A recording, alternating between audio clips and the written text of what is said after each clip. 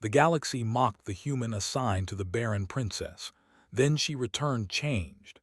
Ethan Brooks stepped off the small transport ship, his boots crunching against the dusty surface of planet Irelea. He pulled his coat tighter around his shoulders, though it was more out of habit than for warmth. The air was thin and dry, and the sky had a pale, almost sickly hue that made him pause for a moment. This planet was not like the bustling worlds he had visited as a junior envoy. It was quiet, almost lifeless, with buildings that looked abandoned and streets that had long-forgotten laughter. He could feel eyes on him, even though he could see no one. The transport crew had left in a hurry, smirking at the human assigned to what they called the barren princess. Ethan had heard the whispers as he boarded. "That human will fail before he even sets foot on the ground," one said. "She will never need him. She will remain useless and he will look like a fool," another added. The words were meant to sting, but Ethan had grown used to the galaxy's ridicule. Humans were often underestimated. It was part of the challenge he liked. As he walked toward the palace, or what passed for one on this planet, he could see the signs of decay everywhere. Walls had chipped paint, gates hung uneven on their hinges, and the once manicured gardens were now patches of dry soil and stubborn weeds. He sighed quietly. "Not much to impress anyone here," he muttered to himself. The palace doors opened with a low, reluctant groan, revealing a tall woman in a simple robe. Her hair was pale and straight, her eyes cautious and distant. She was the Princess Lyra. She studied Ethan with a mixture of curiosity and suspicion, her body tense. She had heard of humans before, but not one had ever been assigned to her personally. The galaxy had long mocked her as barren, weak, and unworthy, and now it seemed they had chosen a human who was expected to fail just as badly. "You must be Ethan Brooks," she said at last, her voice soft but firm. There was a hint of weariness behind it, as if speaking had become a chore over the years. "Yes," Ethan replied, bowing his head slightly in respect. "And you are Princess Lyra." He kept his tone calm, neutral. He did not offer false flattery because he had learned that honesty often mattered more than words that pleased ears. Lyra studied him for a moment, then nodded. "So, the galaxy sends a human to me. Do you know why?" "I do," Ethan said. "They think I will fail." "Perhaps we both are supposed to fail." He smiled faintly, trying to ease the tension. "But I do not believe in failure until I try." She blinked at him, clearly unused to hearing such words. Most people had either pitied her or mocked her. This human, however, spoke with quiet confidence. There was something simple and honest about him. "Follow me," Lyra said, turning back toward the hall. Ethan followed, careful to keep a respectful distance. The inside of the palace was no better than the outside. The walls were cracked, the floors dusty, and the air smelled faintly of old stone and neglect. It was clear that no one had cared for this place in years. They entered a small sitting room. A table was set with cups of weak tea and a few stale biscuits. Ethan glanced at the spread and shook his head. "I can do better than that," he said gently, smiling. Lyra raised an eyebrow but said nothing. "Do you always speak like this?" she asked, a trace of amusement in her tone. "Only when I am trying to get along," Ethan replied. "It seems important here." Lyra let out a small laugh, the sound fragile but genuine. It was the first time anyone had heard her laugh in years, Ethan thought. She gestured for him to sit, and he did. They sipped the tea in silence for a moment, each of them observing the other. Ethan noticed the way Lyra's hands trembled slightly, not from fear but from years of uncertainty and neglect. He understood that she had been trained to believe herself weak, and no human had ever dared to challenge that notion. Until now. "Why did the Union send a human?" she asked after a while. Her voice was quieter, almost hesitant. "Because humans do things differently," Ethan said. "We are not always the strongest or the most brilliant, but we keep going. We do not give up easily." "Maybe they thought you needed that," he paused. "Or maybe they thought I would be too weak to help. Either way, we are here now." Lyra nodded slowly. You speak as if you know what you are doing. I do not, Ethan admitted. But I know how to learn, and I know how to listen. She looked at him for a long time, her eyes searching for something. Finally, she said, then perhaps this will not be as useless as everyone thinks. The next few days passed in quiet work. Ethan examined the palace, noting areas that could be repaired, gardens that could be revived, and water systems that could be restored. Lyra watched him carefully, curious about his methods. She had grown used to advisors who gave orders or judged her, but Ethan simply worked and explained his reasoning. He asked questions, encouraged her opinions, and treated her not as a fragile princess, but as someone who could contribute. This garden needs more sunlight, Ethan said one morning as they walked outside. The plants were wilted and weak, struggling to survive. If we move the panels and redirect water, they might thrive. Lyra frowned. I tried that before. Nothing worked. Then we try again, Ethan said simply. Sometimes things fail the first time. That does not mean they cannot succeed later. She watched him work for hours, moving panels, digging soil, and adjusting the flow of water. It was simple labor, nothing extraordinary, yet the care and patience he put into it were different from anything she had seen. Slowly, she began to help, unsure at first, clumsy but determined. Each small success filled her with a sense of pride she had never known. Word of the human envoy and the barren princess spread across the planet. Some of the people laughed at first, recalling the rumors of her weakness, but they could not ignore the changes. The palace began to look less abandoned. The gardens, though small, showed life. The water systems worked again, providing clean water to a few struggling districts. Ethan never took credit. He encouraged the people to participate. One evening, as the pale sun dipped behind distant hills, Lyra stood beside Ethan on the palace balcony. The sky was a dull red, but it held a quiet beauty she had never noticed before. You make it look so easy, she said quietly. It is not easy, Ethan replied. It is just a matter of keeping going, step by step. Nothing magical, just effort. She turned to him, meeting his eyes. For the first time, she did not feel weak. She felt capable. The human beside her, whom the galaxy mocked, had given her something far more important than supplies or plans. He had given her belief. They worked late into the night, planning repairs, checking on systems, and mapping out the future. Outside, the wind carried dust across the quiet planet, but inside the palace, a small warmth began to grow.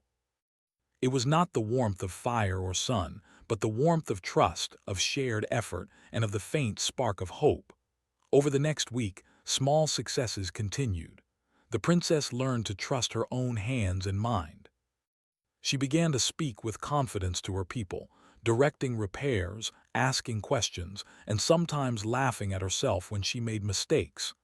Ethan watched patiently, guiding without controlling. The galaxy beyond the planet did not notice yet. Diplomats and advisors still whispered about the failure of the barren princess and the human envoy. But on Irelia, a quiet transformation was underway.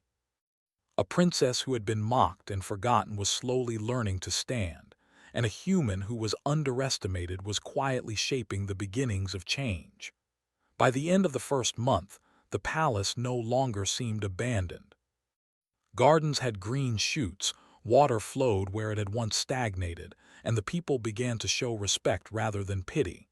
Lyra looked at Ethan one evening and said, I do not know if we will impress the galaxy. Ethan smiled. We do not need to impress the galaxy. We just need to save our world. The rest will follow. Lyra nodded, a sense of determination settling in her chest. For the first time, she did not feel like the barren princess. She felt like someone who could grow, learn, and survive. And as she watched Ethan move among the workers, quietly giving instructions and encouragement, she understood that humans were not weak. They endured, they persevered, and somehow in their quiet persistence they could change worlds. And on a distant planet that no one remembered, Two unlikely allies began to rewrite the future. One step, one day, one small success at a time. Days turned into weeks on planet Irelia, and Ethan Brooks continued his work alongside Princess Lyra. The galaxy still mocked them both. Some distant planets whispered that the human would fail, that the princess would remain weak, and that the barren world would crumble without hope. None of those voices reached Irelia, though. Here, time moved slowly, and effort mattered more than gossip. Lyra began to change in ways that surprised even her. She no longer spent her days hidden in quiet chambers. She walked through the streets, speaking with her people, asking about their needs, and listening carefully to their answers. She began to learn the simple art of leadership: pay attention, act carefully, and show respect. At first, she stumbled, forgetting names or misjudging tasks, but Ethan was always patient. "You cannot fix everything at once," he told her one morning as they surveyed a broken water pump in the outskirts of the city. The pump had rusted pipes and cracked valves, and no one had touched it in years. "You start small. You fix one thing at a time, and soon the world will start to change." Lyra knelt beside the pump, her sleeves rolled up. "I feel like I am too late," she admitted. "This world has been left to die for so long. Maybe it is too broken to fix." Ethan shook his head. "Nothing is too broken if you are willing to try. Humans survive in worse places every day. It is not about being perfect. It is about not giving up." With his guidance, Lyra learned to repair the pump. She held the wrench, adjusted the valves, and followed Ethan's instructions carefully. When water finally gushed out of the pipe, clean and strong, she felt a thrill she had never known. The people who watched cheered quietly, unsure at first if this was a real success or just another attempt that would fail. But the water kept flowing. It kept working. "We can do this everywhere," Lyra said, excitement in her voice. "We can fix more pumps, clean the streets, plant gardens, make the city live again." "Step by step," Ethan reminded her, smiling. "One step at a time. Do not rush, or you will tire yourself and your people. Patience is as important as action." Over the next several weeks, they worked tirelessly. Ethan taught Lyra how to organize teams, prioritize tasks, and use resources wisely. She learned to motivate the people without scolding or threatening them. Slowly, the palace staff and citizens began to see her as a capable leader, not a weak princess. The changes were small at first, but they were real. Flowers began to bloom in the palace gardens, cracked roads were patched with fresh stone, and water flowed to districts that had gone dry for years. Children laughed again in courtyards, and elders spoke of hope they had not felt in decades. Lyra walked among them, no longer afraid of being judged. She felt useful, and for the first time she did not dread the future. One day, as she helped load supplies into a delivery cart, a group of alien merchants arrived from a neighboring system. They had heard rumors of the human envoy and the barren princess, and they came expecting a failure. Their ships were sleek, their uniforms sharp, and their expressions smug. "So this is the famous human," one of them said, looking Ethan up and down. "Sent to babysit a dying world." Ethan nodded politely. "That is one way to describe it," he said calmly. "Or perhaps I am here to learn how a world can survive." The alien scoffed. "You are wasting your time. She is barren, weak, and useless. Everyone knows it." "Why bother pretending otherwise?" Lyra stepped forward, her back straight and her eyes firm. "You are wrong," she said. Her voice was steady, not loud, but full of authority. "This world is not useless, and we are not failing. You see only what you expect. Look closer and you will find life, effort, and change." The aliens blinked. No one had ever spoken to them like this on Irelia, and certainly not a princess who had been mocked for her weakness. Ethan watched quietly, giving her space to stand. Lyra continued. "We have fixed water systems, planted gardens, and restored homes. Our people are working together. It is not perfect, but it is real. If you dismiss it because it does not meet your expectations, that says more about you than about us." The merchants exchanged nervous glances. One muttered something, but Lyra did not flinch. She had learned that speaking with calm confidence was stronger than anger or shouting. Finally, they left, muttering under their breath, surprised that their expectations had been challenged. Ethan looked at Lyra later that evening as they walked through the slowly recovering streets. "You surprised them," he said. "You do not have to prove anything to the galaxy, but it helps when they see the truth." Lyra smiled. "I surprised myself," she admitted. "I never thought I could do this. I always thought I was weak, that nothing I did would matter." "Weakness is often taught, not real," Ethan said. "You have strength because you chose to act, not because anyone gave it to you." As the days passed, the harshness of the planet taught them more lessons. A sandstorm came one morning, stronger than anything Ethan had expected. The wind tore across the city, lifting dust, blowing debris, and knocking out several structures. Many citizens panicked, unsure of what to do. Lyra did not run.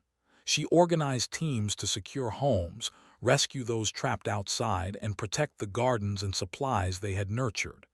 Ethan followed her commands, helping where needed but letting her take the lead. She moved calmly, giving instructions and encouragement. For the first time, she felt the full weight of responsibility, but also the strength to carry it. After hours of work, the storm subsided. Buildings were damaged, but no one was seriously hurt. The gardens were battered, but the water system still worked. Citizens looked at their princess with newfound respect. She had not fled, she had acted. "You were amazing today," Ethan said quietly once the storm had passed. Lyra shook her head, exhausted but proud. "I was only doing what I should have done a long time ago." "You learned now," Ethan replied, "and that is what matters." The following week, Lyra and Ethan turned their attention to the palace itself. They repaired old structures, strengthened walls, and cleared debris that had been accumulating for decades. Lyra began sleeping less, not out of fear, but out of dedication. She wanted to understand every system, meet every worker, and see every part of the city recover. Ethan noticed her growing confidence and independence, and he encouraged it. "You do not need me to tell you everything," he said one evening as they walked past a repaired fountain. "You can make decisions yourself. I am here to guide, not control." "I was afraid of decisions before," Lyra admitted. "I always thought they would be wrong and everyone would laugh or judge me." "You are human like me," Ethan said gently, smiling. "We learn from mistakes, not avoid them. Courage is not never failing. Courage is continuing even when you might fail." Lyra laughed softly, the sound lighter than it had been before. "Then I suppose I am learning to be human in a way." "Perhaps you are," Ethan said. "And perhaps humans are learning to be more like you too. We adapt quickly. We survive. We endure." The people of Irelia began to notice the change as well. Children ran freely through repaired courtyards, elders spoke of hope, and workers carried tools with pride. Even the small animals that had survived in hidden areas came back to the gardens. Life was returning, slowly but steadily. One afternoon, a group of young citizens approached Lyra and Ethan with broken drones. The drones were used to deliver messages and supplies across the city, but most had been neglected for years. "Can you fix these?" the children asked eagerly. Ethan smiled. "We can try," he said, showing them the basics. Lyra knelt beside them, helping where she could. She explained carefully, encouraged them, and watched as their confidence grew. The children cheered when the drones buzzed back to life, flying in neat lines across the city square. Lyra realized then that leadership was not about commanding from above. It was about helping others discover their own strength, guiding them gently, and celebrating small victories together. She felt a sense of joy she had never known, a quiet satisfaction in watching life return to a world she had once thought beyond saving. The galaxy continued to mock from afar. Distant reports called the human envoy foolish and the barren princess hopeless. But on Irelia, reality told a different story. A planet was coming back to life. A princess was learning strength. And a human, quietly patient and persistent, was teaching lessons no one in the galaxy had expected. And as night fell over the recovering city, Lyra looked at the stars. She felt hope for the first time in her life. She knew the galaxy had judged her, but she no longer cared. She had work to do, a world to save, and strength she had discovered within herself. And the human who had been sent to fail with her was no longer someone to mock. He was a partner, a teacher, and a friend. The barren princess was beginning to bloom. The human envoy was beginning to shape history quietly. And the galaxy, far away, remained oblivious to the change that was happening on a quiet, dusty planet, one step, one repair, one life at a time. As weeks passed on planet Irelia, Lyra began to feel a strength she had never known before. She moved with purpose through the streets, greeted citizens with confidence, and even spoke at small gatherings to explain plans for repairs and improvements. The people had started to trust her judgment, and for the first time, she felt proud of her role as princess. Ethan Brooks continued to guide her patiently. He never gave orders unless necessary and always let Lyra make the final decisions. He taught her how to think ahead, anticipate problems, and remain calm under pressure. She learned quickly, asking questions, testing ideas, and sometimes making mistakes, but each mistake became a lesson rather than a failure. One morning, as the pale sun rose over the city, a messenger arrived from the northern district. His breath was short and his face was pale. "Princess Lyra," he said urgently, "the river dam is failing. It will break within hours, and if it does, half the northern district will flood. We need help." Lyra felt a sharp pang of fear, but she did not show it. She looked at Ethan, who stood beside her calmly. "We can fix it," he said. "We need to organize quickly and act together." She took a deep breath and nodded. "Everyone who can carry tools, help with barriers, or move supplies, meet me at the river immediately." Her voice was firm, steady, and clear. She felt the weight of responsibility settle on her shoulders, but instead of fear, it brought determination. As they reached the river, Lyra could see the danger. The dam had cracks running along its base, and water was seeping through faster than anyone could plug by hand. Citizens were panicking, unsure how to help. She ran her hands through her hair and took a moment to assess the situation. "Ethan, what do we do first?" she asked. "We reinforce the base, slow the leak, and guide the water away from homes," he said calmly.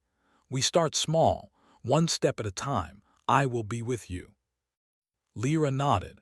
She barked instructions, moving people into teams. One group carried sandbags, another patched cracks with temporary supports, and a third cleared debris from the river's path. She worked alongside them, lifting sandbags, tying supports, and encouraging those who faltered. Her voice carried authority without harshness, and the citizens responded with energy and focus. Hours passed, and sweat ran down Lyra's face. The water pressure increased, threatening to break the dam completely. Fear began to creep into the workers' minds. Lyra could feel it too, but she steadied herself. "We cannot give up," she said. "We have come too far to let fear win. Every hand here matters. Together we can save the district." Ethan moved beside her, adjusting supports and reinforcing weak points. "Look at what we have done so far," he said. "The dam has not broken yet. It will hold if we keep going. You are leading well, Lyra." The princess felt a spark of pride and hope. She directed the final teams, coordinated water flow through temporary channels, and strengthened weak points in the dam. Slowly, the crisis came under control. Water levels stabilized, and no homes were destroyed. The northern district was saved. When the work was done, citizens cheered. They lifted Lyra onto their shoulders, celebrating her courage and leadership. She laughed, exhausted but joyful, and realized she had never felt so alive. She had faced danger, made decisions, and saved lives. She had become a leader, not a princess who waited for others to act. Later that evening, as the sun set over the recovering city, Lyra and Ethan walked through the streets. The sounds of laughter, conversation, and relief filled the air. Children played near the repaired riverbanks, and workers cleaned up debris with a sense of accomplishment. The city had survived a disaster, and the princess had led them. "You did well today," Ethan said quietly, watching the people. "We did well," Lyra corrected. "Without you and the citizens, I could not have done it, but I felt different today, stronger. I can make choices now without fear." "That is what I hoped for," Ethan replied. "Strength is not given, it is learned. You learned it today and you will learn more. Each challenge will teach you something new." In the following weeks, Lyra continued to grow. She no longer feared decisions or responsibility. She spoke confidently with the city council, organized repairs across districts, and even visited schools to encourage children to learn skills and take care of their city. Ethan watched with quiet pride as she blossomed, but the galaxy still watched with skepticism. Distant reports called her efforts temporary, claiming that humans and their methods were primitive and slow. Diplomats whispered that the barren princess would fail at the next challenge. They did not see the work on Irelia, only the labels they had applied. One day, a survey team from the Galactic Union arrived. They were sent to evaluate the recovery efforts and report back. Lyra met them at the palace gates. The aliens were sleek, tall, and confident, their uniforms immaculate. They expected to see a failing city and a weak princess. "Princess Lyra," one said, "your world is being observed. The galaxy wishes to know why a human was assigned to you and what results have been achieved." Lyra met their gaze steadily. "I am ready to show you." Ethan stood beside her quietly, letting her take the lead. They walked through the city, showing repaired streets, functioning water systems, and gardens that had begun to bloom. Citizens worked openly, demonstrating their skills and confidence. Lyra explained the methods she had learned from Ethan and how her people had participated in every step. The survey team was silent. Their expressions betrayed surprise. The city was not failing. It was thriving. Not perfectly, but in a way that proved that effort, patience, and guidance could change even a forgotten world. "This is impressive," one alien finally said, voice flat but clearly impressed. "The human envoy, he seems to have taught methods that are effective." Lyra smiled. "We have worked together. Humans endure, we learn, and we do not give up. This city is alive because we tried and because we continued when things were difficult." Ethan nodded. "It is not about magic or advanced technology. It is about patience, observation, and effort. One step at a time, a world can change." The aliens did not respond immediately. They whispered among themselves, clearly reevaluating everything they had assumed about humans and the barren princess. For Lyra, the moment was powerful. She realized that the galaxy's opinion no longer mattered as much as she had thought. Her people were safe, and her city was recovering. That was proof enough. Over the next weeks, small challenges continued to appear. Some water channels leaked, some crops failed, and some workers argued about priorities. Lyra faced each problem calmly. She learned to listen, negotiate, and find solutions. Ethan remained beside her, guiding gently but allowing her to act. She felt a confidence growing stronger in her chest every day. One evening, after a long day of work, Lyra sat on the palace balcony with Ethan. The sky was dark, filled with stars, and the city glowed faintly below. "I never thought I could do this," she said softly. "I always believed I was weak, that I could not lead, that I would disappoint everyone." "You were only weak because you believed it," Ethan replied. "Now you know differently. Strength is learned through action, not inherited or granted." "I feel alive," Lyra said, staring at the lights of the city. "For the first time, I feel that I can protect my people, that I can make decisions, that I can be someone who matters." "And you are," Ethan said simply. "You matter more than you know." Humans and aliens alike can learn from what you are doing here. You are changing more than a city. You are changing minds." Lyra smiled faintly. "I suppose the galaxy will never expect this." "Exactly," Ethan said. "Never expect humans or a princess who learns to act." They sat quietly, listening to the city. The sounds of life were soft but clear, children laughing, workers talking, water flowing in repaired channels and the wind moving through the trees. It was not perfect, but it was alive. And for Lyra, that was enough. She had faced danger, made choices, led her people, and survived challenges that had once seemed impossible. The barren princess was no longer weak. She was learning endurance, patience, and courage. And with Ethan by her side, she knew she could face whatever came next. The galaxy continued to watch, still unaware that the quiet human and the once-forgotten princess were quietly redefining what strength could mean. Irelia was changing, its people were learning, and Lyra was no longer a princess to be mocked. She was a leader in the making, a symbol of perseverance, and a testament to what humans could teach: endurance, patience, and the power of never giving up. As night fell and the stars shone brighter over the city, Lyra felt a deep sense of purpose. She had survived storms, saved her people, and learned to trust herself. She had learned that strength was not born from status or magic, but from action, care, and courage. And she knew that the next challenge would come, but she would face it with confidence. The human envoy had arrived as a stranger. The galaxy had mocked him, and the princess had been called barren.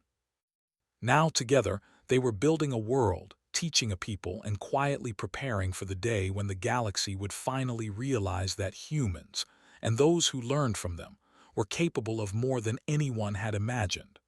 On planet Irelia, life continued. The princess had changed, the people were thriving, and the human beside her remained patient, guiding, and ready for whatever challenge would come next. One day, the galaxy would take notice. Until then, they would work, survive, and grow. After months of work on planet Irelia, Lyra finally felt that her city was ready for the eyes of the galaxy. She had learned so much from Ethan Brooks, the human envoy who had been sent as a joke. Together, they had repaired water systems, rebuilt streets, planted gardens, and trained citizens in survival skills. She was no longer the princess who hid behind closed doors. She was a leader, strong, confident, and ready to show what they had accomplished. The journey to the Galactic Union was long. Lyra and Ethan traveled in a modest shuttle, carrying data, reports, and samples of crops and water systems. She stared out at the stars, thinking about how far she had come. The galaxy had mocked her and the human envoy, calling them weak, useless, and incapable of change. Now she knew differently. She had grown stronger, and her people had too. She could not wait to show the council that the galaxy had been wrong. "Do you think they will believe us?" she asked quietly, sitting beside Ethan. "Some will," he said. "Some will doubt, but truth is hard to ignore. You have evidence, results, and people who can speak for themselves. That is more than most rulers bring to a council." Lyra nodded. She felt a mixture of excitement and fear. She had never spoken before the Galactic Council. The room was massive, filled with delegates from hundreds of worlds, each representing a different species, government, or alliance. Many had laughed at her name when she was announced. Others had whispered about the human beside her. When they arrived, the council chamber was filled with a tense silence. Lyra stepped forward with Ethan at her side, carrying her reports and digital presentations. All eyes were on them, and she could feel the weight of expectation. The galaxy had expected a failure, a princess too weak to show results, and a human envoy who had achieved nothing. "Princess Lyra of Irelia," the lead counselor said, voice dripping with curiosity and doubt, "you have returned. Tell us why a human was assigned to you and what you have accomplished on your planet." Lyra took a deep breath. She had prepared for this moment, but nothing could replace the courage she had learned on her own world. "I will speak plainly," she said. I was assigned a human because the galaxy assumed I was weak. They assumed I could not lead and that my people would fail. Together, we proved that assumption wrong. She began to present her data: maps of repaired districts, images of gardens and flowing rivers, graphs of population recovery and water distribution. Ethan assisted by displaying videos of citizens at work, showing their skills, cooperation, and determination. The council members whispered among themselves, some shocked, others skeptical. We faced challenges, Lyra continued. The northern dam almost failed, threatening half the city. We repaired it. We faced water shortages, damaged roads, and failing crops. Every problem was met with effort, planning, and the participation of our people. The human envoy taught me methods of endurance, patience, and practical problem solving. He guided me, but I acted, and my people followed. Our city survived, and it thrives now. The room was quiet. Some delegates leaned forward, clearly interested, while others exchanged worried glances. Many had believed humans were primitive, inefficient, and weak. This presentation challenged everything they thought they knew. "You speak as if humans are capable of guiding entire worlds," one counselor finally said, doubt in his tone. "We are," Ethan replied calmly. "We do not rely on strength alone. We rely on learning, cooperation, and persistence. It may not be flashy, but it works.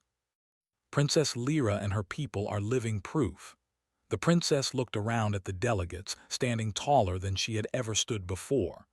"The galaxy judged me before it saw my people, before it saw our work. Now you can see the truth. Humans endure. They teach endurance. I learned strength from their methods, and my people learned to act, survive, and rebuild. This is our reality. It is not perfect, but it is strong and it is alive." A murmur ran through the chamber. Some delegates whispered among themselves, while others stared in disbelief. The galaxy had never seen a human envoy work so closely with a ruler and achieve tangible results. The barren princess, long mocked and forgotten, was standing before them as a leader, confident and commanding. One counselor, a tall alien with golden skin, spoke next. "Princess, the changes you present are remarkable. If these reports are accurate, then the galaxy has severely underestimated both you and your human envoy." Lyra held her head high. "They did, but assumptions do not change reality. Effort, perseverance, and learning change reality. My people and I are proof of that. The human envoy was sent as a joke. Now he is the reason we survived and the reason our city thrives." Ethan said nothing, standing quietly beside her. He knew this moment belonged to her. The galaxy had mocked him, but he had never sought recognition. Lyra, however, had earned every word of respect in the room. The council deliberated for hours. Delegates asked questions, examined reports, and interviewed citizens who had traveled with Lyra. The evidence was undeniable. Irelia had survived disasters, repaired infrastructure, and improved the lives of its citizens.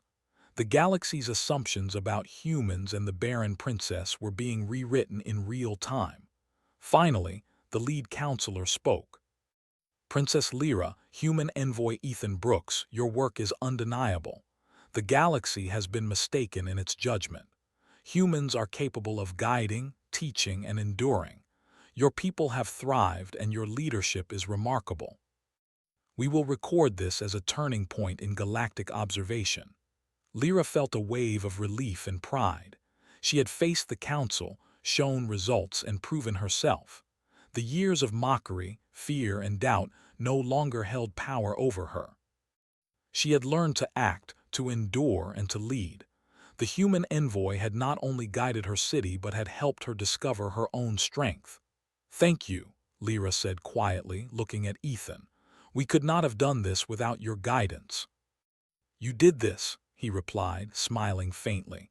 "I only showed you the way. You took the steps." The council voted to recognize the recovery of Irelia as a model for other worlds. Humans were no longer considered weak or primitive in this context. Princesses could learn from their methods, and planets previously thought doomed could be revived through patience and effort.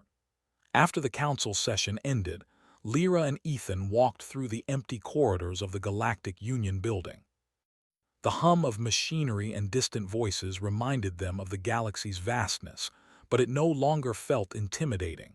They had proven that even small, quiet effort could change perception across hundreds of worlds. "Do you think they will treat humans differently now?" Lyra asked. "Some will," Ethan said. "Others will doubt, but actions speak louder than words. They have seen results they cannot ignore. Humans will no longer be easily dismissed." Lyra nodded.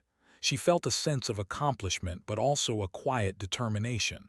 This was only the beginning. There were more challenges ahead, more worlds to improve, more people to teach and guide. She had learned that leadership required courage, patience, and resilience. She had learned that humans, through persistence, could achieve what others thought impossible. As they returned to Irelia, Lyra looked out at the stars. The galaxy had judged her and her human envoy, but now it had seen the truth. She had grown stronger than anyone expected, her people had flourished, and a human had quietly shown what endurance and effort could accomplish. The barren princess was no longer barren. She had returned changed, ready to face any challenge, and capable of teaching others what she had learned. Ethan Brooks remained by her side, patient and steady, a reminder that quiet guidance could accomplish more than mockery ever could. On Irelia, life continued to grow stronger. Gardens flourished, streets thrived, and citizens worked with pride. Lyra had become a symbol of perseverance and leadership, and the galaxy would never see her in the same way again. The mockery had ended, replaced by respect, proof that humans, and those who learned from them, could redefine the future. And as they walked through the recovering city, Lyra felt a quiet joy she had never known before. She had faced doubt, fear, and failure, and had overcome them. She had learned that strength was not given, it was earned through action and persistence. She had returned to the galaxy, changed, and ready to lead her people toward a future no one had thought possible. The galaxy would remember this moment, not because of power, weapons, or technology, but because a human envoy and a princess who had been called barren had proven that endurance, patience, and learning could change worlds. And that lesson would spread quietly, like a seed planted in fertile soil, growing stronger with each step, each effort, and each life touched. On Irelia, the lights shone brighter than ever, reflecting hope, strength, and the quiet triumph of perseverance. Lyra and Ethan had rewritten expectations, changed perceptions, and shown that the galaxy's mockery could never overcome determination. And for Lyra, that was only the beginning. Planet Irelia was alive in a way it had not been for decades. Gardens bloomed, water flowed through streets and homes, and citizens moved with energy and pride. The city buzzed with work, laughter, and cautious joy. The barren princess, Lyra, had changed more than anyone could have imagined. Beside her, Ethan Brooks, the human envoy, walked quietly, observing the results of months of effort and patience. The galaxy had already seen the council session where they had presented their work. Distant worlds whispered of the human envoy's methods and of the princess who had returned strong. Now, Lyra and Ethan wanted to ensure that their achievements were not just admired, but understood. They needed to teach other worlds what patience, endurance, and cooperation could accomplish. One morning, Lyra gathered her council. They stood in the main hall of the palace, which had been repaired and polished, filled with sunlight streaming through clean windows. The citizens worked outside, repairing streets and planting new gardens. "We have shown that Irelia can survive and thrive," Lyra said, her voice firm and steady. "But this is not the end. We must continue to grow, to help our people, and to guide other planets that struggle. Humans taught me that endurance, small steps, and effort can change a world. Now it is time to share that knowledge." Ethan stepped forward. "Humans do not rely on strength alone. We rely on learning, observation, and cooperation. These methods are simple but effective. They can work anywhere if leaders are willing to act and guide their people. Lyra has proven that. The council members nodded. Some of them had been skeptical months ago, but now they understood. They saw how citizens worked together, how the city had recovered, and how their princess had transformed into a capable and confident leader. Lyra decided to travel to neighboring worlds. She wanted to show not just reports but results, people who could speak, and the methods that had rebuilt Irelia. Ethan accompanied her, quietly supporting her as they moved from one world to another. Aliens who had once laughed at Irelia now listened carefully. Humans, previously dismissed as weak, were now regarded as capable teachers and problem solvers. On each world, Lyra spoke with confidence. You may think your planet cannot recover. You may think your people cannot survive disaster. But Irelia has shown that effort, patience, and guidance can change even the most difficult situations. Humans taught me these lessons. They showed me that persistence matters more than assumptions. And now I show you the results. Citizens from Irelia accompanied her, showing repairs, gardens, and systems that had been restored. Delegates from other planets asked questions, learned methods, and applied small techniques to their own worlds. Slowly, the galaxy began to understand that humans were not weak, and that leadership could be learned, not inherited.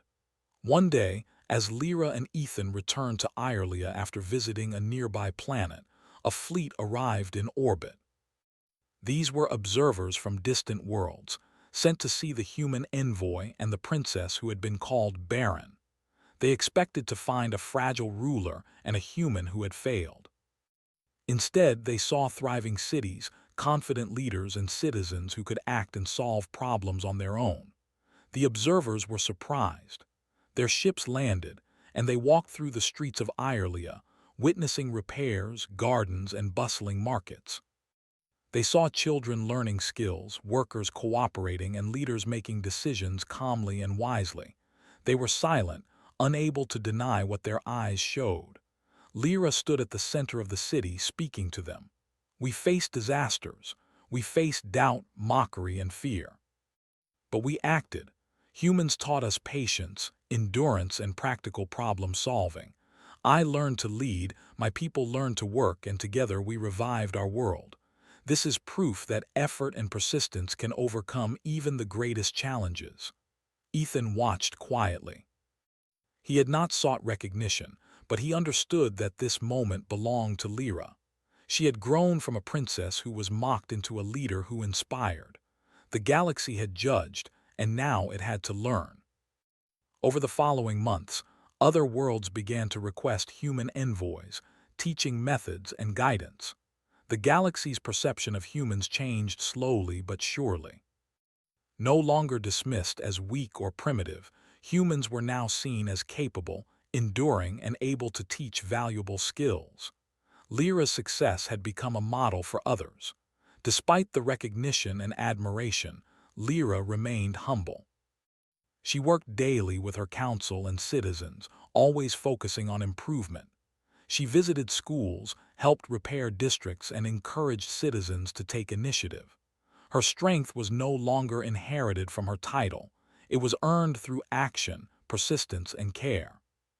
Ethan stayed beside her, quietly guiding and supporting, but never taking the lead. He continued to show patience, teach skills, and observe the outcomes of human methods in action. Together, they demonstrated that guidance, endurance, and cooperation could change worlds, not just one planet but many. One evening, as they walked through a restored park, children playing and laughter filling the air, Lyra spoke quietly. I never imagined life could be like this. I thought I was weak, that my people were doomed. Now I see what we can do if we try. Humans are remarkable, Ethan smiled. Humans endure, we survive, we teach, but we also learn. You have learned well. And now your people are thriving because of it. Lyra looked out at the city below. The streets were full of life, gardens blooming, water flowing, and citizens working together.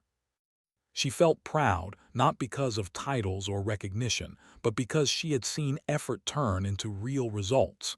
She had faced doubt, fear, and disaster and had overcome them. "The galaxy will remember this," she said softly. "Not because of weapons or technology, but because humans and I showed that endurance, patience, and action matter more than mockery and assumptions." Ethan nodded. "And one day, the lessons will spread even further. You have started something that will last longer than any council session or report. You and your people have shown the galaxy what is possible." Over the following years, Lyra and Ethan continued their work. Irlia became a hub for learning, guiding other worlds, and demonstrating practical methods for survival and growth. Humans were sought after not for power, but for their ability to endure, teach, and inspire. The Barren Princess had become a leader whose example reached across the stars. Even the galaxy's most skeptical voices had changed. Humans were no longer underestimated. The power of perseverance, small steps, and cooperation was respected.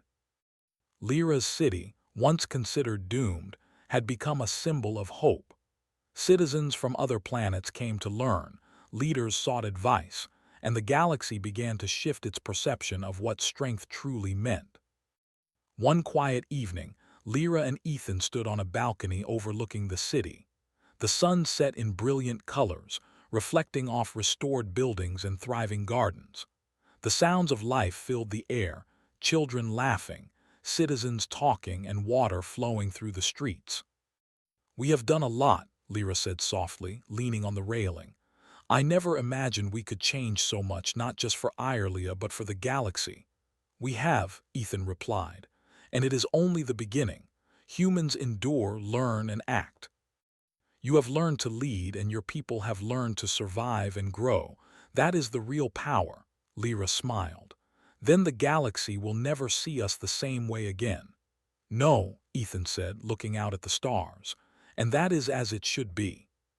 Strength is not what the galaxy assumes. Strength is what you build, what you endure, and what you teach. Together we have shown that." As night fell, Lyra felt a deep sense of satisfaction. She had faced fear, doubt, and disaster and had grown stronger. She had learned to act, to guide, and to inspire. Her people had thrived.